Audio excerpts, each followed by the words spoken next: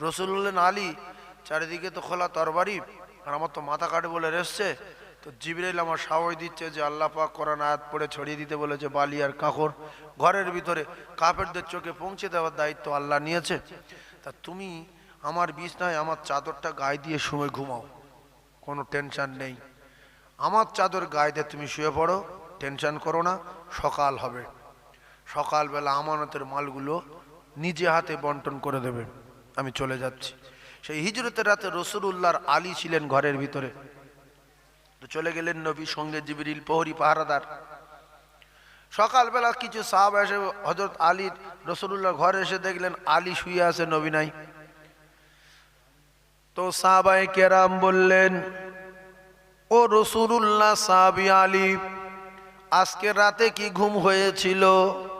কারণ হলো যে ঘরে রসুলুল্লাহর মাথা কাটার কথা, সেই ঘরে নবী নাই, রসুল নাই, এবং আলী সেই রসুলুল্লাহ চাদর গায়ে দিয়ে শুয়ে রয়েছে, আলী তো ঘুম হওয়ার কথা না। হযরত আলী বললেন, আজকে রাতে আমি এত সুন্দর ঘুম ঘুমিয়েছি, ইতিপূর্বে কোনোদিন এত সুন্দর ঘুম ঘুমাতে পারি না। সাহাবারা বললেন কেন? হযরত আলী বলেন, আল্লাহ নবী বলতেন, বাবারা, এই দোয়া শেষ দোয়া, এই খাওয়া শেষ খাওয়া, এই শোয়া শেষ শোয়া। আর আজকের রসুলুল্লাহ বলেছেন, আলী তুমি ঘুমিয়ে যাও, সকাল হয়ে যাবে, সকালবেলা আমানতের মালগুলো নিজে হাতে বন্টন করে দেবে। আমি নবী বিদায় বিদায় বিদায়। ও রসুলুল্লাহ, সাহাবারা, আমি যখন এর আগে অন্য রাতে ঘুমাতাম, আমি জানতাম আজকের মারা যেতে পারি, আজকে রাত হতে পারে, আর আজকের রসুলুল্লাহ বলেছে সকাল হবে, সেজন্য আমি নিশ্চিন্তায় ঘুমিয়ে গেছি। সুতরাং আজকের রাতে আমার কেউ মারতে পারবে না, কারোর ক্ষমতা নাই, আজরাইল আজকের আমার জান কবজা করবে না, কারণ রসুলুল্লাহ বলেছে সকাল হবে। আমার যদি কেউ মারে, আমি যদি মরি, সকাল হবে আমানতের মাল বিলি করার পরে। বিশ্বাসটা বুঝতে পারতেন? এই ছিল বিশ্বাস সাহাবায়ে কেরামদের, যে রসুল যেটা বলেছে 100 99 অনেকে 99 ভাবে না, ও ঠিক না। রসুলুল্লাহ ইন্নামা বুইস্তু মুআল্লিমান, আপনারা যে যত জ্ঞানী ভাবেন, যে যত দামি ভাবেন, যে যত শিক্ষিত ভাবেন, যে যত ধনী ভাবেন, আল্লাহর কসম আমার আল্লাহর নবীর চেয়ে জ্ঞানী পৃথিবী কেউ জন্ম নেয়নি, কিয়ামত পর্যন্ত কেউ নেবে না। আল্লাহ নিজেই বলেছেন, আমার দোস্তকে তামাম মানবের শিক্ষক হিসাবে পাঠিয়েছি। তাহলে নবী পৃথিবীর ক নম্বর জ্ঞানী? 1 নম্বর। তাহলে এটা সাহাবাদের বিশ্বাস যে রসুলুল্লাহ যদি বলেছে সকাল হবে, হবেই হবে। কথা সত্য না মিথ্যা? সকাল হয়েছে না আলী মরে গেছে? সকাল হয়েছে, আলহামদুলিল্লাহ বলে। জ্বলন্ত নজির। আর একটা জ্বলন্ত নজির দেখেন, কাফেরদের বিশ্বাস। আমরা কেউ কাফের না, যোগাযোগ বসে আছি, আমরা সবাই মোমেন, আল্লাহ পাক আমাদের আনিয়েছেন, এসেছি। আমরা তো উল্টো পাল্টা করিনি, হয়তো 2-4 রাকাত নামাজ মাঝে মাঝে পড়িনি, 2-4 ওয়াক্ত নামাজ পড়িনি, মাঝে মাঝে শুক্রবার যাইনি, হয়তো 30টা রোজা আমরা অনেকে রাখতে পারিনি, 26টা করে বসে আছি, 24টা করে বসে আছি, কেউ 15টা করেছি। কিন্তু যারা রমজান মাসে রোজা 30টা করে না, এরা রমজানের অফার থেকে পুরো বঞ্চিত। রসুল বললেন, মান সামা রমাদান ঈমানান ওয়া ইহতিসাবা খারাজা মিন যুনুবিহি কায়াউমি ওয়ালাদাতুহু উম্মুহু ওয়া ফি রাওয়াতিন মান সামা রমাদানা আউয়ালুহু ইলা আখিরিহি খারাজা মিন যুনুবিহি কায়াউমি ওয়ালাদাতুহু উম্মুহু। রমজান মাসের রোজা যে লোকটা শুরু থেকে শেষ পর্যন্ত রাখবে, আমি নবী কথা দিলাম, সদ্য প্রসব করা সন্তানের মতো, কায়াউমি ওয়ালাদাতুহু উম্মুহু, সদ্য প্রসব করা সন্তানের মতো আমার আল্লাহ পাক তার বেগনা মাসুম করে দেবে। আর যে 28টা রাখবে এর 12টা বেজে যাবে, যে 27টা রাখবে এর 12টা বেজে যাবে, যে 24টা রাখবে এ খাই হয়ে গেল, ধ্বংস হয়ে গেল। রমজানের অফার থেকে বঞ্চিত, এ রমজানের অফার পেল না। অনেক মানুষ 28টা রোজা রেখে ঘাম দেখাচ্ছে, এবছরে 28টা রেখেছি, টেনে দিয়েছি। তুমি কচু করেছো, তোমার আল্লাহর নবীর অফার থেকে তুমি বঞ্চিত হয়ে গেছো। রমজানের অফার হলো আউয়ালুহু ইলা আখিরিহি, আউয়াল মানে যতটুকু বোঝা যাচ্ছে শুরু, আখির মানে শেষ। আল্লাহ রাসূল বলেন আউয়ালুহু ইলা আখিরিহি, রমজানের রোজা যদি 29টা হয় 29টা রাখতে হবে, যদি 30টা হয় 30টা রাখতে হবে, তাহলে এই অফারটা সম্পূর্ণ সে পেয়ে যাবে। যদি বলেন আমি মরে যাবো, আমারও না, ওই তো সুযোগ। রমজান মাসে যে মরবে সে সোজা জান্নাতে যাবে, রোজা হালতে ইবাদত করতে করতে। রোজা মানে তো ইবাদত নাকি বলেন? তো রমজানে মরলে কি করতে করতে মরলো? ইবাদত। আমাদের এলাকার লোক রমজান মাসে ঝগড়া হচ্ছে, সে ঠেকাতে গিয়েছে, আর বাইরের লোক মুকুট মারছে, যার মারতে গেছে তার মারছে, আর সেই মুকুট তার না পড়ে এ ঠেকাতে গিয়েছে, এর মাথায় পড়েছে, পড়ে সঙ্গে সঙ্গে পড়ে গেছে। 10-15 মিনিটের মধ্যে একটু চোখ মানে মিলে তাকালেন, তাকানোর পরে একজন বলছে একটু একটু পানি দেই, একটু পানি দেই, কালে পানি দেই, বিকালবেলা। তা বলছেন আস্তে আস্তে বলছে রোজা করছি, 1 থেকে 2 মিনিটের মধ্যে মারা গেল। বুঝে আসছে? খাবে কোথায়? ইফতার করবে কোথায়? কথা বলে না। দুনিয়া তো মারা গেল, পানি দিয়েছিল খায়নি, বলছে আমি রোজা আছি, জান্নাতে। খাবে কে? আল্লাহ বলেন মান আম্মান আফতারা, আল্লাহ রাসূল আল্লাহ নবী দিন ও দুনিয়ার বাদশা বিশ্ব নবী জানান মান আফতারা ফি সাইমান কানা মাগফিরাতাল লিযুনুবি ওয়া ইতকুম মিনান নার। ছোট্ট কথা বলে দেই, প্রসঙ্গে কথা বেরিয়ে গেছে। যারা ধনী লোক আছো, ধনী লোক 2-4টে পয়সার মালিক হয়েছো, ও মুসলমানেরা, আল্লাহ নবী বলেন মান আফতারা ফি সাইমান কানা মাগফিরাতাল লিযুনুবি ওয়া ইতকুম মিনান নার। যদি কেউ রমজান মাসে কোনো একজন রোজাদারের ইফতারি করাতে পারে, মান আফতারা ফি সাইমান, রোজাদার কানা মাগফিরাতাল লিযুনুব, তার গুনাহ মাফ হয়ে যাবে। যে রোজাদারের ইফতারি করাবে তার গুনাহ মাফ হয়ে যাবে। ওয়া ইতকুম মিনান নার, আমার আল্লাহ তার জাহান্নাম থেকে নাজাত দেবে। এই জন্য রমজান মাসে জম্মের মতো একা না খেয়ে শপথ করুন, যতদিন বাঁচবো অন্তত ইফতারির সময় একটা রোজাদারের পাশে নিয়ে বসবো। অনেক লোক 2টো ছোলা সিদ্ধ, 2টো কলা, 2টো আপেল, 2টো আঙ্গুলে সেই মসজিদের এক কোণে ঘুরে বসেছে। গরিব লোক বলছে কাকা ওদিক, তোমরা ওদিক বসো, ওদিক বসো। তুমি কি বকিলের বংশ নাকি?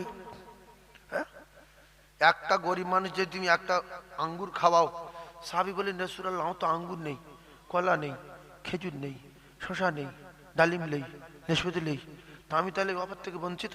একটা রোজাদার ইফতার করে 140টা রোজা সব পাবো, তা আমি তাহলে কি করবো? রাসূল বলছে তুমি বিরাট গরিব। বলছে বলছে তুমি এক ডোক সাদা পানি কোথাও পাবে না, কোন জায়গাতে জোগাড় করে? আর রোজাদার যখন সন্ধ্যা হয়ে যাবে, 5:30 6টা বাজবে, তখন কলিজা শুকিয়ে আসবে পানি পানি করে, তুমি পানিটানের সামনে বসবে আর বলবে এই যে পানি, কি ফিল্টার পানি, কি সুন্দর। রোজাদারের লোভ লাগবে না? লাগবে না? পানিতে কলিজা শুকিয়ে আছে, টুক করে বল ভাই এক ডোক খেয়ে দেখেন ভাই কি পানি। যেই এক ডোক খেলে 140টা রোজা সব, এদিকে এক ডোক 140।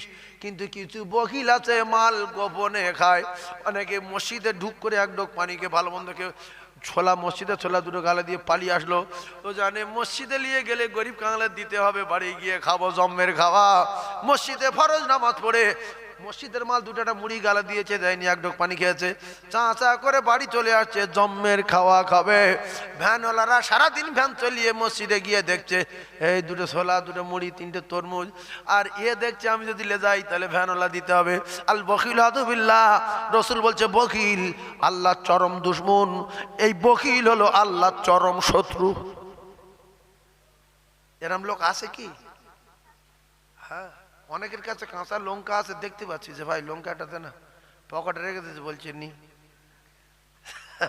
তার মানে পরে খাবে, ওই ছোলা আছে বেশি, পরে খাবে।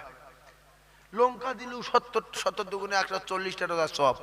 এই 140টা অনেক হয়তো ভাবছে কি রোজা, একটা রোজা 70টা রোজা সব হয়, একটা ভালো আমলে 70টা রমজান মাসে, তাই নাকি? তাহলে রোজার ফরজে 70টা আর রোজার নিয়তে 70টা, 70 দুগুণে কি 139, 40। এইটাই বলছিলাম, বারবার ভেবে নিয়েছেন। তাহলে আমরা আজকে শপথ করলাম যে রমজান মাসে যত লোক, আমি যতবার ইফতারি করব একটা না একটা লোক ডেকে নেবো। আর অনেকে আবার ইফতারি দেয় না, এই বিচার আল্লাহ করবে। যদি কেউ ইফতারি দেন সেদিন কত সওয়াব হবে আমি আর বলবো না। রমজান মাসে মুসলমান পাড়ায় মাইকে হাঁকতে হয় যে রোজা ইফতারি কে দেবে, লোক বসে আছে, কোথা না আমি খাবো, আমি দেবো কেন, লোকে বলুক। দুটাটা মসজিদ আছে, 30 দিনের ইফতার ওঠে না, 12টা তুলে বসে আছে, 25টা তুলে বসে আছে, সামনে শুক্র হবে।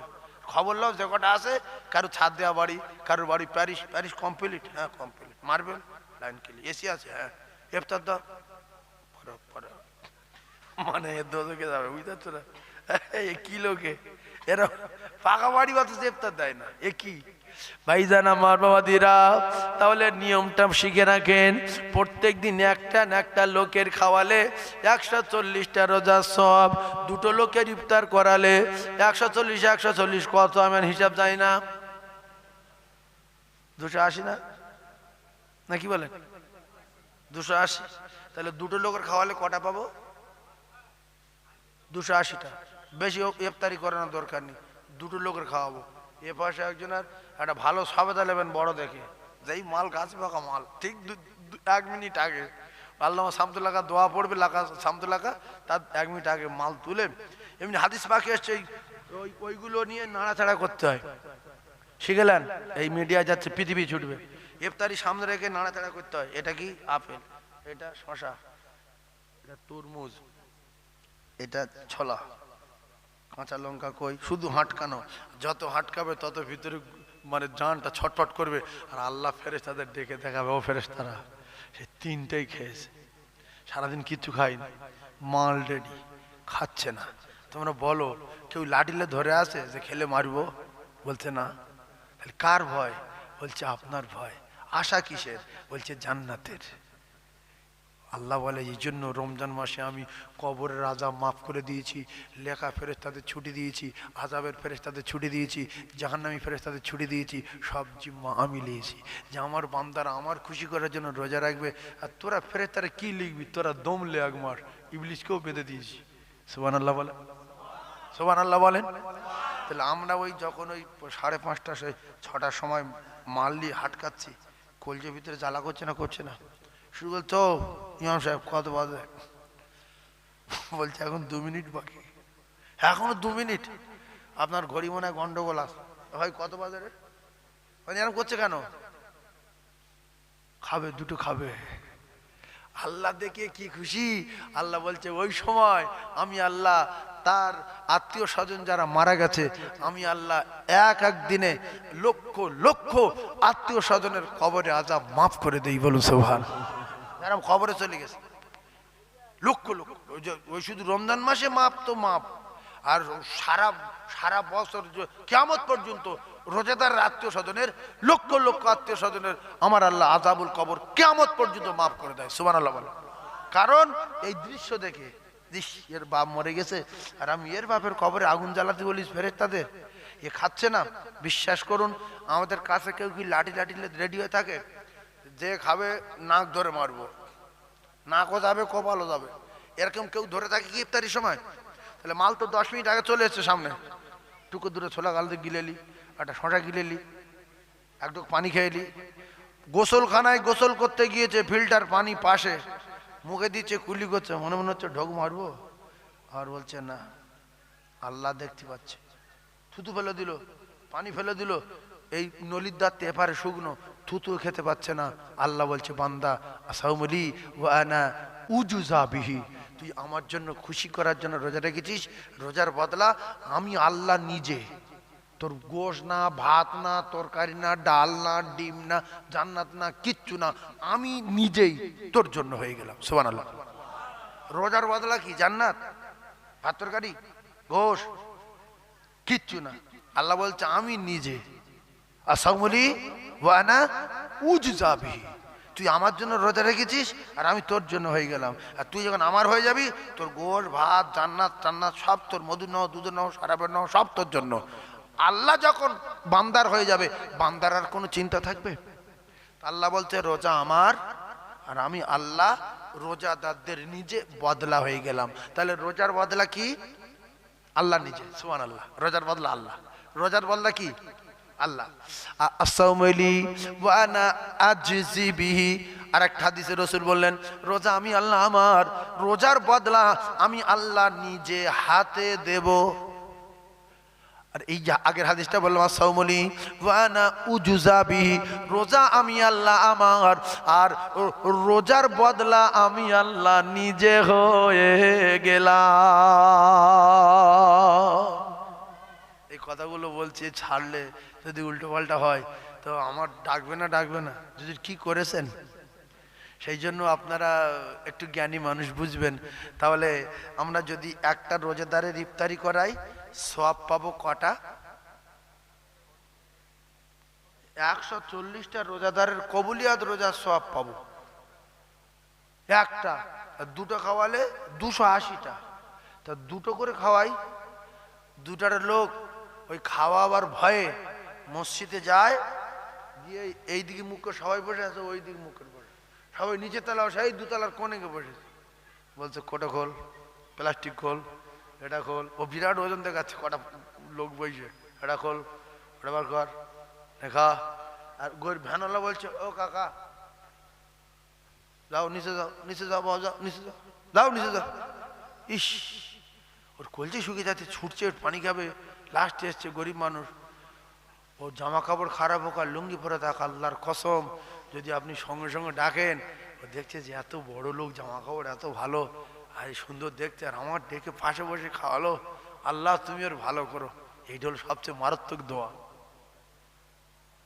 রাস করেন ওই রোজা অবস্থা বলবো আল্লাহ এর এখন এই বেঁচে আছে, হ্যাঁ এর ধ্বংস করো খোদা।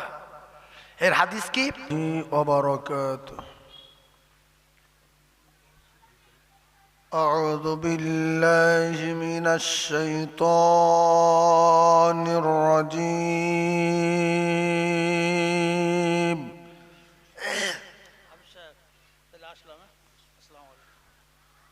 بسم الله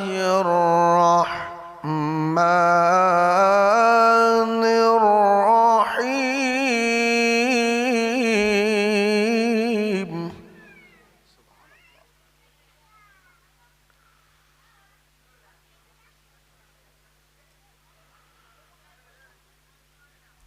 نحن نقص عليك أحسن القصص بما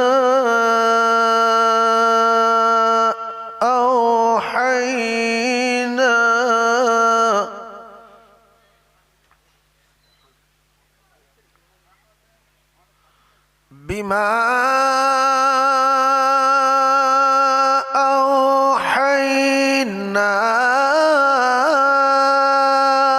إليك هذا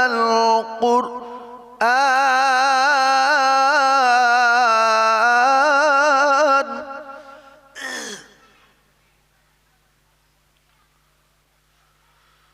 وإن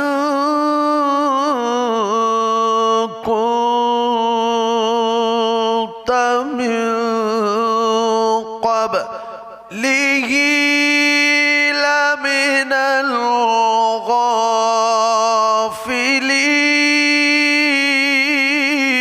الغافلين.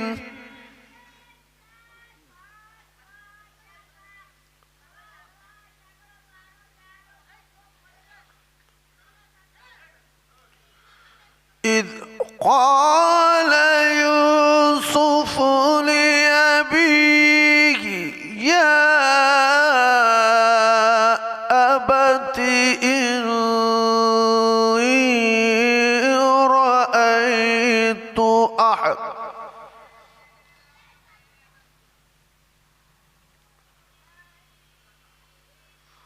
11 كوكبا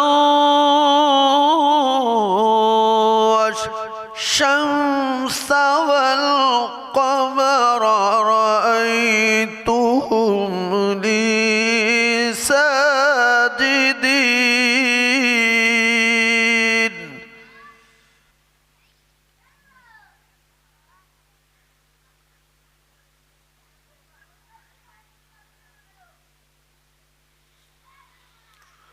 قال يا بني لا تقصص رؤياك على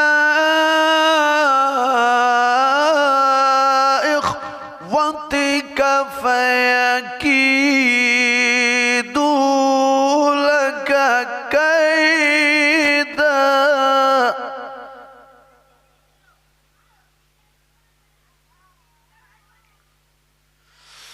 إن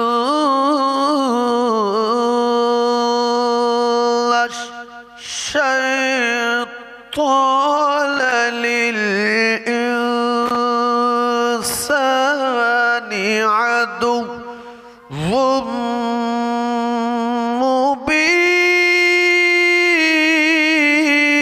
مبين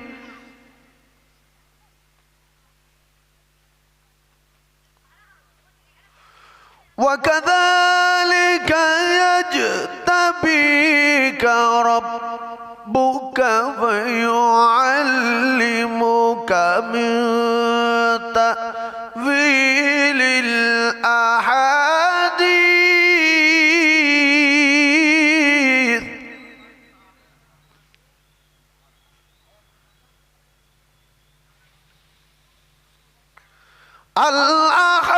الأحاديث ويتم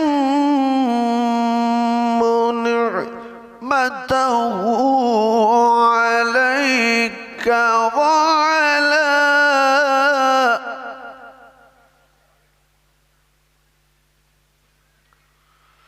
وعلى آل يعقوب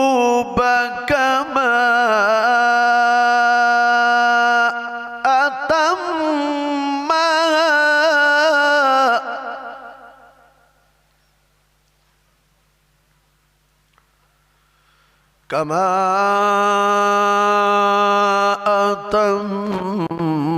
أتمها على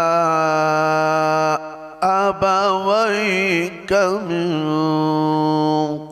قبل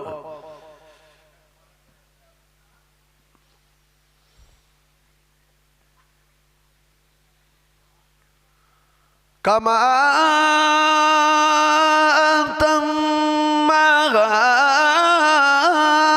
على أبويك من قبل إبراهيم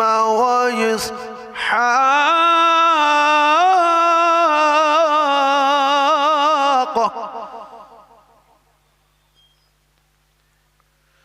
إن ربك عليم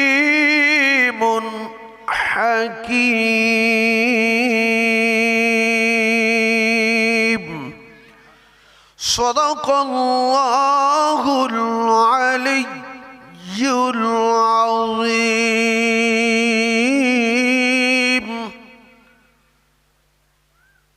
সবাই মিলে দুরূদ শরীফ পড়েন আল্লাহুম্মা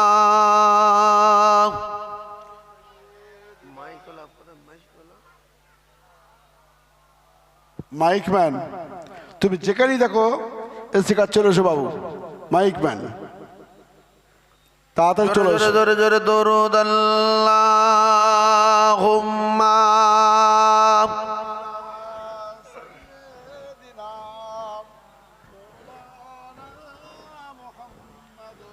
পূর্ণিমার ওই চন্দ্র জলে ওই মায়া মিনার কোলে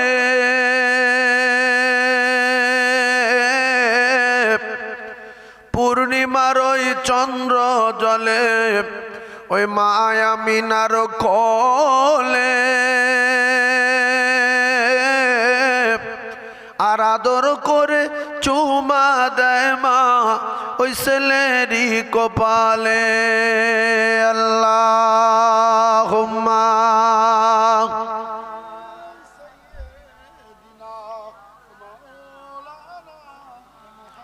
ওয়া আলা আলি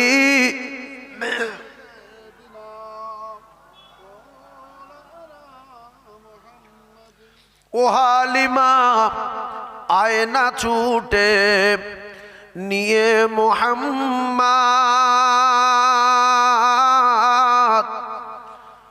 ও হালিমা আয়না ছুটে নিয়ে মুহাম্মদ, আর চুমা দেব কচি মুখে সে যে পূর্ণিমার ওই চাঁদ। আল্লাহুম্মা জোরে বলেন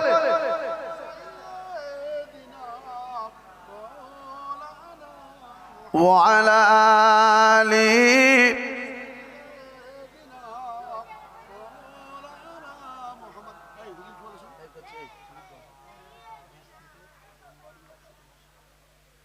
সেই চাঁদের আলো নিভে গেল, উঠবে না আর ভাসি। সেই চাঁদের আলো নিভে গেল, উঠবে না আর ভাসি। হৃদয়ে আমার জ্বলে গেল, ও নবী তোমায় ভালোবাসি।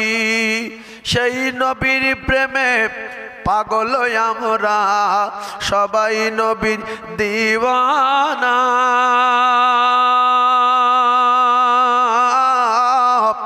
হায় খোদা পাক দয়া করে দেখাও সোনার মদিনা। আল্লাহুম্মা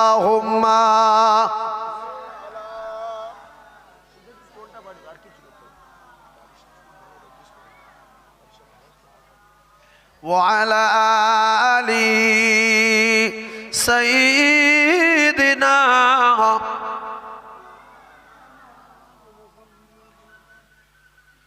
সাল্লাল্লাহু আলাইহি ওয়াসাল্লাম। সম্মানীয় আজকের মাহফিলের যোগ্য সভাপতি, নবিয়ানা মেম্বারে বসা আমারই খুব কাছের আপনজন শ্রদ্ধা ভাজন আল্লাহ মাওলানা আবু সাইদ সাহেব হুজুর,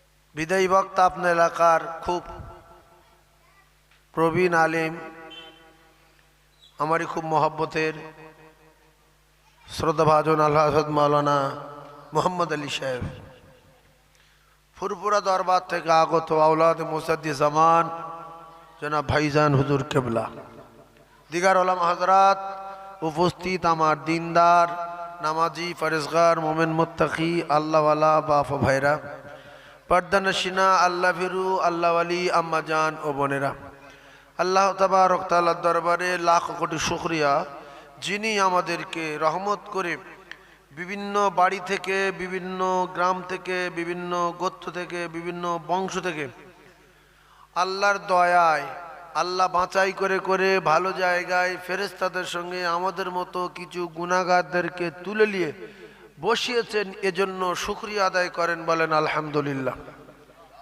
ওই মানুষ সব চলে যাবে, মানুষ সবাই মরে যাবে, আর এই মানুষ জাহান্নামে যাবে, আর এই মানুষ জান্নাতে যাবে।